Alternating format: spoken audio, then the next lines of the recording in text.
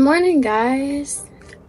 I'm having the most delightful morning, and I'm about to make some coffee.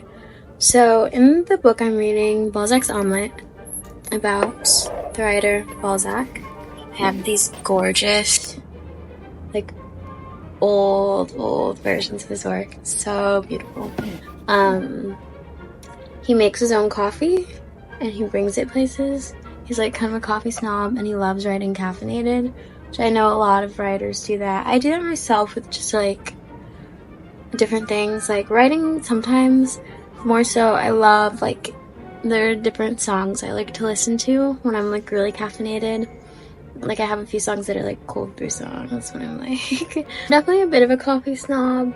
I wrote about this in a piece that may or may not be up about when I went to DC, but I think a lot about like personal taste and curation and preference as fun, but also like curious. So I'm always like, where's the origin of this? And for me, like, I'm not a coffee snob in the sense of like, I need to know where the beans are from and I need to I literally just don't enjoy drinking acidic coffee usually. I was saying this to someone the other day who was telling me, like, because I bring my own coffee around, like Balzac, like I don't want to drink someone else's sometimes. And they were telling me, they were like impressed by that, and they were telling me, oh, like I want to get into coffee. And I truly mean what I told them, which is like, you like it or you don't. You like it or you don't. Some people call it an acquired taste, but I feel like you also just like get older and your taste buds change because they change every like however many years or whatever. So that's the sense that I'm a coffee snob. It's not like I'm like well educated in it, quote unquote, but I just know what I like and I like what I like. Okay, it talks about how he would mix these 3 different types. He would like go all around. He loved going on like a little errand. And I'm the same way. I love going on a little errand. My grocery shopping is like scattered across so many different stores because I love to just like go to different places. Go to all these different places to get French, like a bourbon roast, a Martinique roast, and a mocha roast. And so I went to Puerto Rico Import & Co. in New York. I much prefer the Spice Merchant in Wichita, Kansas.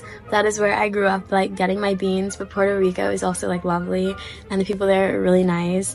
And it does remind me of home, but believe me or not, we have, like, more bean options in Kansas. It's amazing. We got French bourbon type.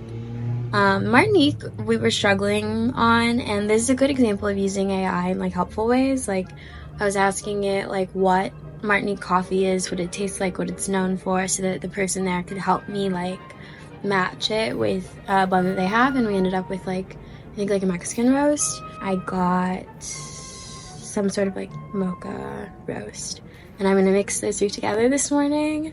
Do my little French press, which I wrote about this, but my coffee in a piece about New York Fashion Week, my drip coffee maker that I've had since I moved back to New York just gave out one day when I woke up very hungover and like needed a cup of coffee. So I have a French press now, because it's like all the store had. But I had a French press with my ex in Germany, and we would like do it in the morning before I'd like walk on the train tracks until we got an espresso. But a French press is lovely. It is really nice. And I think about this with like different things in society turned into machines. You can't leave it on, you know, you can't like leave a French press running, which I kind of love. I'm gonna make that coffee this morning. I'm gonna drink it. I'll report back.